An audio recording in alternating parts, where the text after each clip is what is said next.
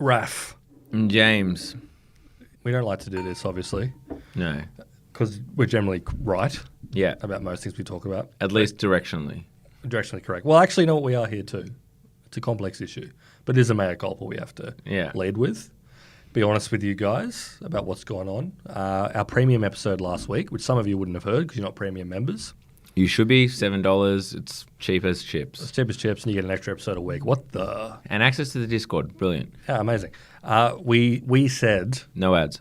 No ads. We said that Google having Bard as the name of its AI product was pretty good. We were like, that's good branding. That's a great name. In fact, you know what? Roll tape.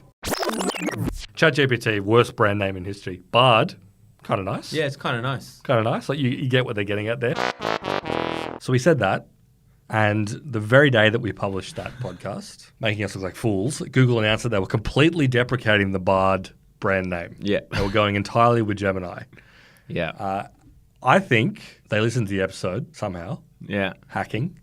They got wind of what we were up to. Yeah. Of where we were standing, and they decided we can't let Down Round be dictating what we're doing. No. They're too powerful. Yeah. Soon they'll be joint CEO if we let this stuff go on. And they went the opposite direction. Which obviously speaks to the cancer within their corporate culture at Google. It certainly shows how paralyzed Google is that a couple of podcasters would scare them like that, right? Us saying that's actually a really goated name and they've done really well compared to, say, ChatGPT and even like Llama and all this crap. Bard, it's a great name. To think that scared them so much that they changed it entirely, it doesn't really reflect well on Google, but it does reflect really well on the Down Round podcast. Anyway, just wanted to keep you guys all abreast of the fact that we are cognizant of what's going on in the market. Yeah, we're not just reflecting the news, we're making the news.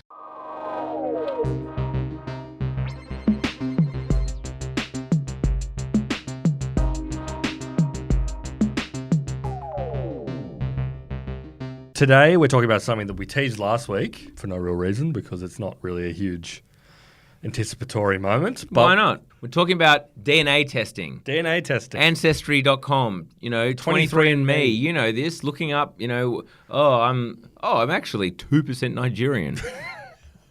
Yeah, exactly. There comes a time in every white person's life where they wake up and they say, I need to find out exactly what percentage English, Scottish and Irish I am. Yeah. And what the breakdown is. Yeah. And maybe there might be like a 3% Levantine in there. Or like a 3% Eastern European. Well, isn't that interesting? And they'd be like, that's so fascinating. Then you call your parents and you're like, now where did this come from? Where did this little Mongolian in us come from? And then you can start describing yourself as Mongolian in polite conversation and on resumes, in your Twitter bio, you can start saying proud Mongolian. Mm. And you couldn't do that before. I'm a Mongol. You're a Mongol, yeah. I've often said that in disposition. You're kind of Genghis Khan-esque in the way that you approach I see myself business. as more of a Kubla. You're more of a negotiator, a guy that sort of manages the empire rather than expanding it. Is that your kind of thing? Yeah. Yeah. That's great. No, but we're talking about 23andme and Ancestry and all those kind of DNA testing. Yeah, what's the deal? What's the deal? What's going on there? And the reason that we're bringing it up is because, shock horror, it turned out to be a little bit of, dare I say, a zero interest rate phenomenon. Yes, on the business side. Once again, on the business side, is this a multi-billion-dollar company when the product is you send a DNA test to someone and then they send it back and then you send them, some documents saying here's your percentage of your exactly your DNA. Here's your ancestry. Is that a multi-billion-dollar business, sustainable, huge company? Yeah, it's interesting because it was a huge craze, right? 23andme, especially in the US, when it first took off, it was really trendy to order the fucking DNA kit, spit into the test tube. They had celebrity spit parties. Oh. All the celebs were getting into this. You go and you find out what's going on. You find this distasteful. Well, it's Comet Pizza adjacent, right? You can see why people come up with this stuff when you hear about celebrity spit parties, right? Yeah. That's cool, yeah. Doing this, participating in DNA testing culture, like Raf, he's hit the nail on the head. It's pedo adjacent. No, but the reason we're bringing it up is because it was such a huge moment. Everyone was starting to do it. You probably, if you haven't done it, you probably know someone who did this. Well, you've done it, right? Well, I've done it. I'll take you through my experience in a little bit. I did it through Ancestry. But there was a Wall Street Journal article that came out 2 weeks ago that put a little bit of a pin in the craze by pointing out something that anyone that was following the stock price would know, which is that 23andme's stock price has crashed to 98%. It's worth 2% of its peak, it was valued at $6 billion. It went public via a SPAC. Which is always a bit of a risk factor. It's always a red flag. We've heard your pleas that we should do a SPAC episode. Yeah. We're just doing a long-term strategy and how we can do that in a way that doesn't put 75% of our audience to sleep. But we will get to it. But yeah, if you heard a company went public as a SPAC, it's pretty fair to say that most of them are probably not doing that well. Yes. I can't remember off the top of my head, but there are definitely a couple of bangers, I think, that went public via a SPAC. There are a few that are performing quite well. Mm. But generally speaking, if you're avoiding the usual IPO process, there may be some demons in your... it basically means you don't have to do the due diligence before going public. It's pretty much as simple as that. Your books are not as open. Yeah. So some quick examples. I know we're not going to talk about SPACs, but for example, BuzzFeed, public via a SPAC. Nikola, the Tesla clone that turned out that in their videos where they were showing their electrically powered truck actually had no engine, and it was actually pushed down a decline, it was pushed down a slope, and they just kind of straightened the video footage to make it look like it was going on a flat road. This kind of gear was going public via a SPAC. Yeah, the Nikola guy's in jail now, I believe, right? So fraudulent companies. Not every company that went public via a SPAC is a fraudulent company. No, we would never suggest that, but it's an interesting signal. That's all to say that. Anyway, so 23andme, as I kind of just alluded to before, they launched as like a DNA testing startup, and this fits into this wider sort of like biotech thing, right? Consumer accessible biotech. DNA science is advancing significantly. It's cheaper and quicker to do DNA tests. They've mapped out the human genome, et cetera, et cetera. This is a way for average consumers to get their hands on the secrets of the human genome. Yes. And the consumer way to get into that market, like why people actually want to do it, people obviously get genetic testing sometimes for medical reasons or whatever, but people want to find out how African they are. And when it's 0%, they have a mental event. No, because, it's this genealogy thing. There's a big genealogy craze that happened in the 21st century online when it used to be the sort of thing where you'd have to sit around in a library and go through records. Go to the State Library of New South Wales and read convict records to find out, what boat your great-grandparents came over on or whatever, or talk to your grandmother or something. I guess it wasn't that long ago.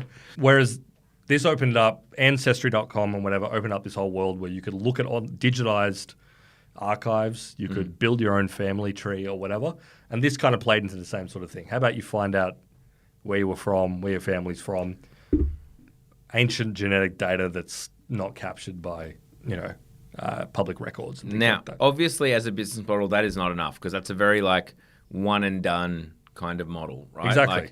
I send it off. It costs me $150 or whatever it is. Yep. I get the results. Okay, cool. Very interesting. You get the breakdown. Yeah. You get your percentages. And then what? And now I should probably point out as well, people have gone to all of the different ones, and this is not an exact science. No. DNA. So you are liable to get different breakdowns depending on who you go to. Yeah. But that is what it is. I'm not going to call the whole field of genetic science fraudulent.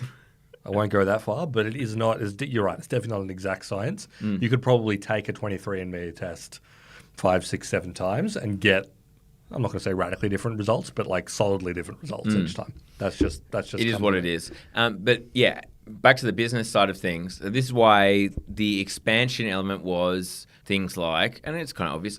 Family tree. So make people stick around. Make people keep paying. How do we make them, pay a subscription or whatever? Stay around so you can really work out your family tree. And some people are really into this. Some people are into this family tree stuff. Some certain last names will go and have a convention every 4 years in Canada and whatnot. This kind of gear. That kind of stuff. Couldn't be me. But yeah. But I say couldn't be me, but I did the whole Ancestry thing. This is why I went through it. Because I was I didn't do it super long ago because I was kind of like, this is something that we should do on Down Round eventually. And B, I had done the genealogy part of Ancestry, where it's like you just go through the records and connect it up. And it's a natural thing for Ancestry to have expanded into. I think they launched in like 2006 or 2007, where you could do the DNA test, which is meant to like, all right, you've read the records, now you can see genetically where you've come from or whatever. But you're right. When 23andme were doing it, they would charge you $180, whatever. That's kind of like you've paid them. There's a limit on how many people are going to be interested in this, no matter how aggressively you market and how many celebrity spit parties happen. And then what? So the next kind of phase that 23andme have moved into, Ancestry.com and other public providers of this, is like the medical side, which brings it into this kind of like health tech, biotech thing, where it's like you can figure out what your different genetic traits are, which is kind of interesting, being like, oh, I've got the gene for getting a really red face when I'm drinking beer or whatever, but also Asian flush syndrome. Sure. Or I'm genetically predisposed towards certain diseases, which is obviously useful. Yeah. To know if you're genetically predisposed to getting stomach cancer or something, it's nice to know. Yeah. Or maybe it's nice to not know, actually, now that I mention Ignorance is bliss, as they say. Ignorance is bliss. So 23andme especially, Ancestry.com has really stuck to like the more non-medical sort of things. Yeah, well, here is the massive difference. So Ancestry was bought by private equity for $4.6 billion. Blackstone. Blackstone. They specifically are not trying to monetize user data, like user DNA data, and are kind of, they're sticking to this side of things. Here's some personality traits. Are you likely to be good at riding a unicycle? Yeah, that kind of stuff. In fact, you know what? I'm going to pull it up. Yeah, come on, give us your lived experience. I'm going to bring it up. So I did the Ancestry one. To be clear, Ancestry charges a subscription, which is to access all the family tree stuff. And they definitely target it at people who are like habitually very, very into doing family trees and shit. 'Cause it's an ongoing subscription. For me, it's kind of like I do it once and I'm like, oh, this is interesting. That's where my great-great-great-great-great-grandfather was. But then I'm like, all right, well, I know it now, so I can just sort of like stop paying, stop getting access to the family tree. But part of that is, right, people from your, genealogy or whatever, your great-great-aunt went in and inputted that information, right? And it kind of crowdsources it together based on DNA? Yeah, it does too. So it has a whole bunch of listings, so it's got all the public... Because they obviously don't have your great-great-great-great-grandfather's DNA. No, they don't. So this is all public listings and people adding stuff in. And then you can upload your DNA through the spit test. Yeah. And what it does then is it also just throws up a bunch of Ancestry users and it kind of like, this person is your fifth cousin or whatever. Yeah. It's an ecosystem. And you can message them like a social network. Yeah. Can't say I've ever been inclined to do that. When it's like you have a distant cousin that lives in Massachusetts. It's like, well, that's great. I hope they're doing well, but I have no interest in talking to them. For the Down Round heads who have been really fascinated to know what my ethnic makeup is, I'm happy to announce that it's basically 30-30-30 of English, Scottish and Irish. So the classic Australian. So the perfect Australian mix. There is like a 2% Welsh in there, which I think is revealed. That is exotic. Revealed pretty strongly. And it even has like an estimate of what your parents might be, and it's exactly the same breakdown. So it's a real, it's big, very big. But it's a hard science, folks. They do have the traits. And now this I find phenomenally unscientific because a lot of it is Ancestry building their own database through polling. They'll just poll all the people who've submitted the DNA and be like, oh, more people. Do you like cats or dogs? Yeah, that kind of shit. So a lot of it, some of it is built on scientific research, but some of it is built on polling. The first one, it has a big blue new button, so they've just added this genetic marker, which is I am genetically predisposed to not be able to play a musical instrument. And I play guitar, so this is obviously a huge roast, but I'm genetically not good at it. I've heard you play, mate. You're good. You're good at guitar. Oh, thank you, mate. I appreciate that. Given you basically collect guitars, that is an insane roast. That is, yeah. Your DNA suggests you smell a distinctive odor in your urine after eating asparagus. Okay. I did not need to know. I couldn't even tell you, to be honest. I don't really eat a huge amount of asparagus. My DNA suggests I drink a lot less caffeine than average. Would you say that? I think I drink it quite a lot. James, your DNA suggests you don't get hangry. As in Okay. angry when you're hungry? I think that's true. I don't really get You're it. a pretty placid guy. Yeah. My DNA suggests I have a stronger tendency to avoid taking risks. That's rough. That's brutal. I don't know. Your lifestyle as like a writer is inherently risky. Your DNA suggests you don't like to dance. That's true. I'm not much of a dancer, to be honest. Nailed it. This stuff is true.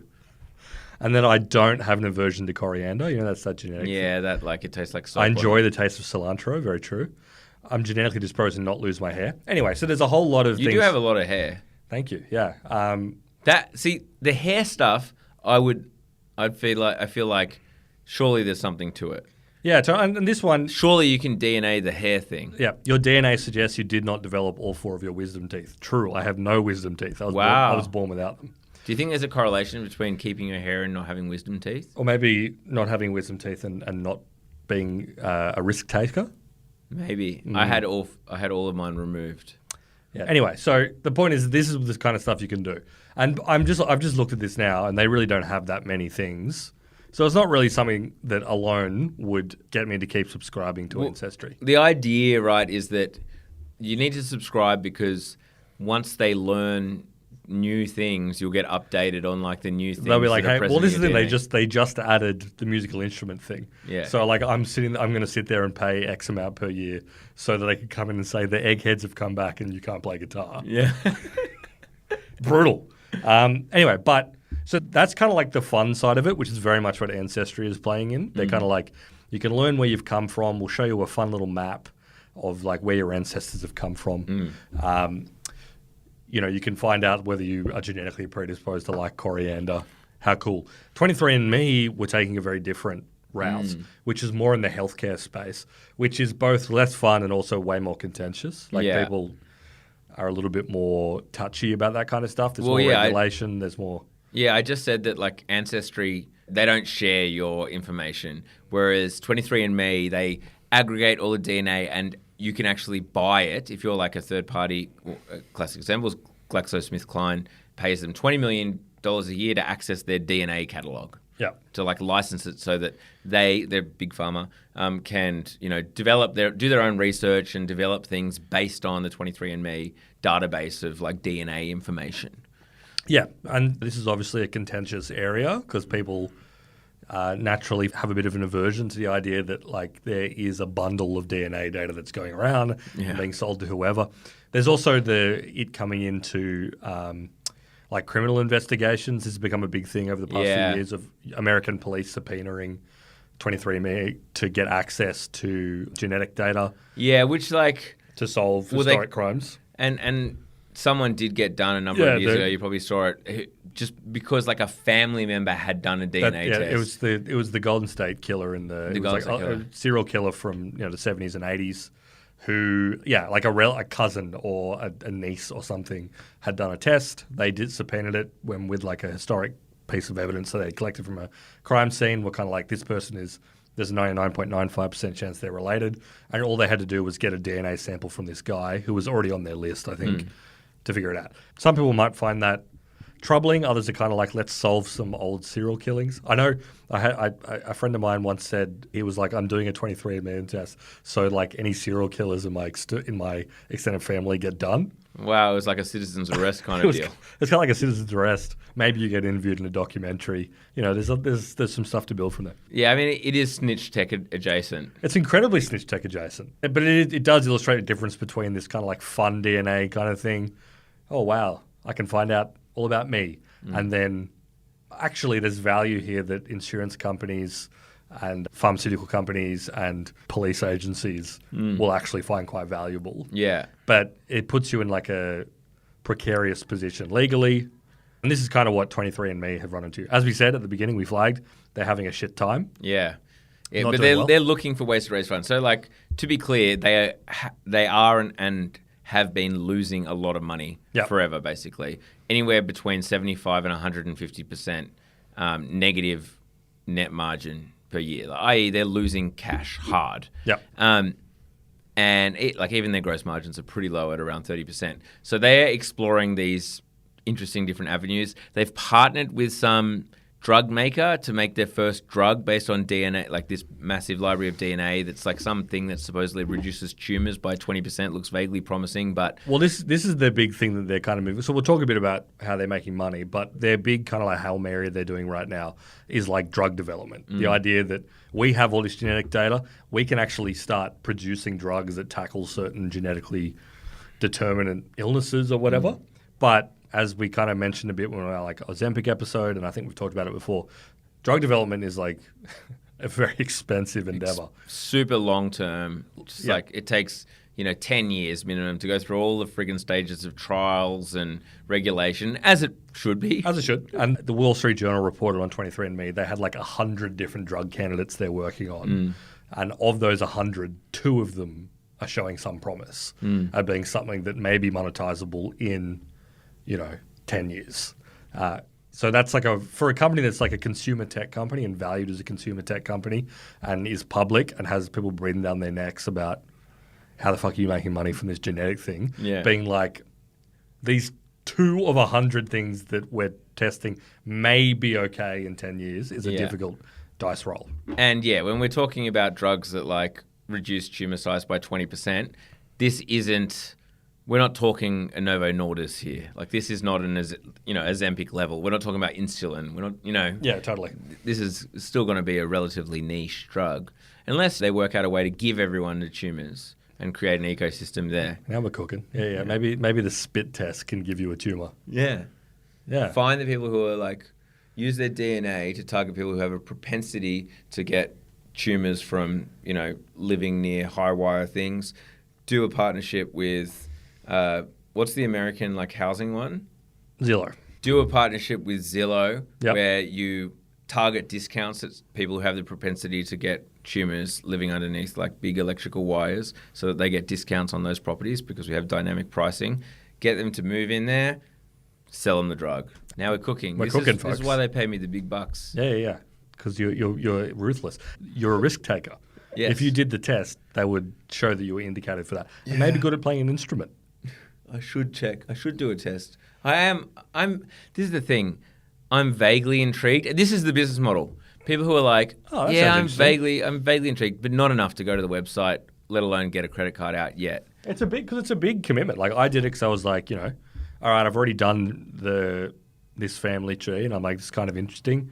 Let's see what else I can find out. I'm already in the ancestry pipeline, and they really pump the kind of advertising or incentivizing you to go do it, make it really easy to add to order. But it's still like you got to order the package. It comes to you. You spit in the tube. You mail it off. It takes like 8 or 9 weeks to come back. Yeah. I'd kind of forgotten I did it until I got the notification that the results had come through. So it's tough. It's really tough to get people over the line. And as we said, aside from the business of bundling everything up and selling it to pharmaceutical companies and whoever, it's very hard to get repeat business because most people just do it once as a novelty. Most people are not that invested, which is the other part of the 23andme story of what they're trying to do, aside from drug development, which is the big dice roll. The other one is the classic, tech company approach. Everyone's doing it or done it or plan to do it. Subscriptions. Yeah. And like more and more advanced subscriptions. So Ancestry, as I said, if you're someone who's really interested in genealogy and building family trees and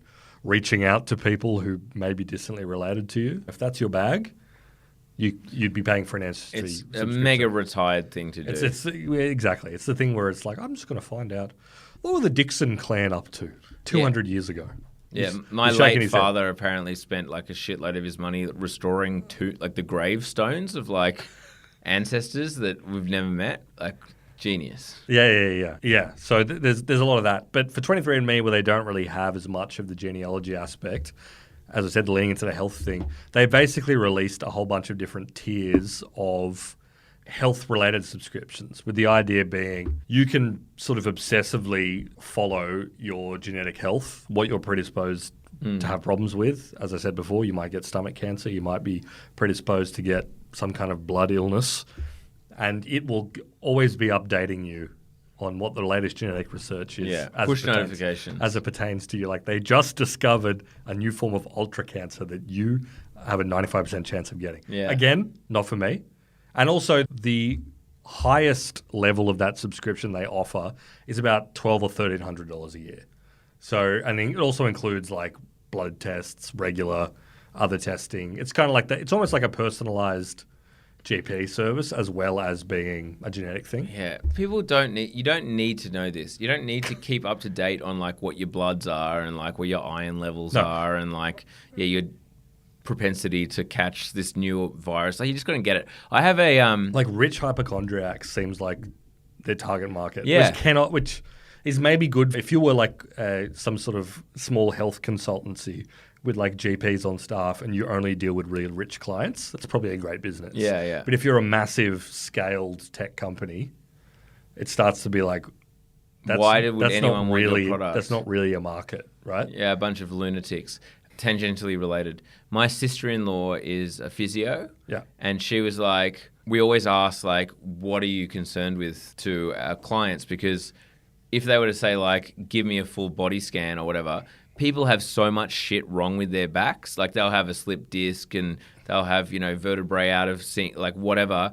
But if they don't notice, like they don't feel the pain. Like it doesn't really affect them in any way. It's only like if anyone went in and got like a proper scan and a proper do-over, you'd have like 4 different problems with your back. And then it'll start hurting, obviously, if you know that you've got like your slipped disc and all this kind of crap. But like, if you don't know, then you're fine. You're all good. I think that applies to many things in life. Yeah. I mean, I feel like the kind of customer they're trying to talk to has something really, really wrong with them in the brain. Like, you have a propensity to be obsessed with your own genealogy and bloods. Like you're getting to like the Brian Johnson anti-aging guy sort of thing. Like, yes, we're definitely moving into a world where more tech companies are interested in personal health and like offering health concierge services, like a better, slicker, nicer way to do health. We had the eucalyptus guys on and they are very much in that kind of realm. It's very online. Look, I don't deny that the experience of going to a doctor is pretty shitty. It's pretty shitty. But the kind of people who was like, I need to be doing bloods multiple times a year just to see what's going on. Not sending my piss, sending my shit, this kind of stuff. Mailing my piss and shit all over the place.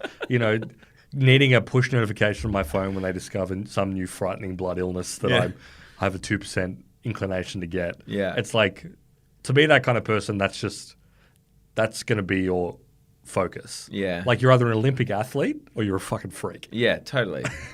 Totally. You're getting all kinds of shit done to you. And this is what the Wall Street Journal basically said on this reporting. Again, 98% drop in value for 23andme. And they basically made the same point where it's like the ideal customer for this, there's not going to be that many of them. Most people will only do this once. A subscription is probably not going to tempt them. Certainly not like a $1,100, $1,200 a year subscription. Yeah. Who is this for? And it just comes back to this was a real cultural moment where everyone was kind of like, genetics is the future of healthcare, which is potentially still true. Like I'm willing to accept that's true. CRISPR, that kind of stuff seems cool. Totally. Like when I hear genetics is the future of healthcare, I'm thinking about me getting like a third arm. Yeah, absolutely. Like a third, like one that sort of comes out of my chest. I would want one that sort of lays relatively flush, so I could wear a baggy shirt and not. Yeah, no one would know about the third arm until you need it. Until you need it. Yeah. It might be like a situation where it's like I'm carrying a few things. Oh, what about if you're like just cooking, but you also want to like watch a YouTube thing? So your third arm just holds the phone in front of your face. That would actually... And you're just cooking with 2 hands, chopping onions, this kind of gear that realistically you need 2 hands to chop an onion. I think you do. We can agree on that. We can all agree on that. Yeah. So it would be nice if I had a third arm that just hold my phone because I could probably just glance down at the onion while I'm cutting it. I guess you could have a wraparound chest-mounted sort of arm that's just like a holder. Like the same way people have like those ones so they can watch an iPad in bed while it's... You could have one of those that sort of mounts onto your chest. But I do think that having an actual biological third arm that actually moves... That I can control independently. You can control independently and move around. Absolutely. So when I hear genetics is the future of healthcare, that's the sort of shit I'm thinking of. I'm thinking of the iPhone arm. Yeah, iPhone arm. You'd feel pretty sheepish if you got a genetically engineered third arm on your chest and then everyone started wearing VR goggles. Yeah. And when you have a virtual third arm. But, I still believe, what about rock climbing? It'd be good for rock climbing if you're really into that kind of lifestyle. I'm just picturing a rock climber. You're always at the rock climbing gym, probably in a poly relationship of some description. You're really interested in getting out in the boulders on a weekend. Would a third arm be useful or would it get in the way? No, I think it'd be. You could check your phone. Well, So you'd be rock climbing and you'd be able to watch YouTube. Yeah. With the third hand. I'm sensing a theme about what we would find useful in a new limb. Anyway. yeah, I mean, it's just one of those businesses that, once again, should this be a big public company, high growth, that's still losing, so much money in order to achieve growth, or is that growth just not really there? Totally. And the other thing that we didn't mention, but is incredibly important, is that they had a massive data leak. Yes, that is very important, and they handled it incredibly poorly. Yeah. In fact, it's still not. So basically, initially the reports were they lost 14,000 accounts, which in the scheme of things isn't that bad. And they immediately went on the front foot and said it was customers who had not changed their password, i.e., it was customers whose passwords were in other data breaches, and then attackers used brute force, i.e., so. Whatever. There's been some other data breach from a forum or from God knows what other service, and then attackers use the emails and passwords that are on that to just pound 23andme and see which ones worked, and 14,000 of them worked. But then it kind of came out that actually there were 6.4 million accounts breached, and it's not really confirmed how that happened, because that no longer sounds like it was a brute force attack just using already known passwords. Yeah, totally. And it's... In the grand scheme, obviously all data leaks are bad. At Down Ram, we're huge respecters of customer data. Of course. The sanctity of customer data. It must never be leaked. Yeah. All your data is hashed. That's a lie. I shouldn't say that because that's probably illegal. Your data is not hashed. I mean, your passwords are. We can't see your passwords. Your passwords are hashed when you subscribe to Down Round. Well, look, we don't even have passwords. We have like the single click thing. We got single sign in. But I was actually speaking more in general terms that we just respect the concept of customer data. I do. I highly respect the concept of customer data. I don't want to for you to extrapolate onto how our own sort of data protection policies or anything like that. But just generally speaking, we think everyone's data should be sacrosanct. Yes. And stay where it's supposed to be. Firstly, we take customer data very seriously. That's right. Yep, exactly. Which is how you should start every crisis PR exactly. email about how we leak your data. seriously. We take your privacy and data very seriously, as a matter of course. Yep. However, it's your fault that somehow we lost 6.4 million of your accounts. You didn't change your fucking password. And a further apparently, because obviously, it's DNA, all of those people's families are affected basically because their DNA is related. So there's DNA out there. There's DNA. Well, and this is the point I was going to make, which is that it's very bad when there's a hack and people's credit card numbers and passport scans and numbers are lost. And in the hands of Romanian hackers, that's very bad. But I think there's a different level of intrusion and violation when it's my genetic data. And it's floating out there. It's just floating out in the world. My insurance company is buying it off data brokers to see if they can deny me coverage or whatever. Maybe in some weird world. It definitely, I would not feel comfortable to know that my genetic data was flying around. Yeah. Which, you might say, why did you give it to Ancestry.com? That's a great question. And who knows about how sacrosanct their security policies and how sacrosanct we don't know. Blackstone's are. Yeah, have Ancestry.com made a statement about whether they take customer data privacy seriously? I've not seen it in my inbox. The only email I've got from them is, you have a new cousin in Massachusetts. There is a world where insurance companies and whatnot will just start saying, as this proliferates. I know America was trying to make laws and shit around this, but as the technology gets cheaper and proliferates, then why wouldn't an insurance company be like, oh yeah, just send us your DNA? Yeah, I mean that's one of the big concerns people have is just once this becomes incredibly normalized and people aren't just doing it for a lark or to find out their own sort of genetic predisposition. And you can do it like you could do a COVID test or whatever. Yeah, because it seems like apart from the fact it takes a little while, it's still a relatively simple process. What's to stop a big insurer from just being before you sign on with us, you got to take this test? It's that's just price of entry. If they can do it cheap enough to justify it, then potentially that is weird.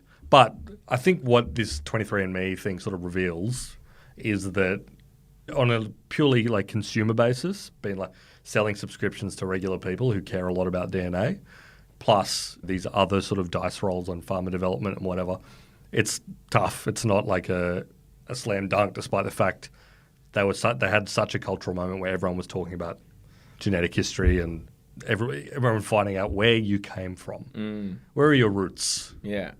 We need to know. We need to know. We need to know what you're 3% of. I need to know. Because it matters. Exactly. What makes me different from 75% of the Australian population? Yeah, I'm the citizen of the world. Now, you know what? That's the thing that really stood out to me once I did this test. I was like, sure, I'm 30% Irish, 30% Scottish, and 30% English. But I consider myself just as Egyptian or Jordanian or Brazilian. Yeah. I'm all of these. I am Paraguayan.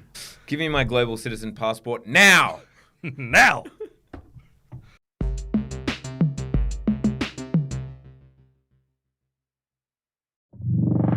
If you're listening to this, did you know there's another world out there where you get a second episode of Down Round a week?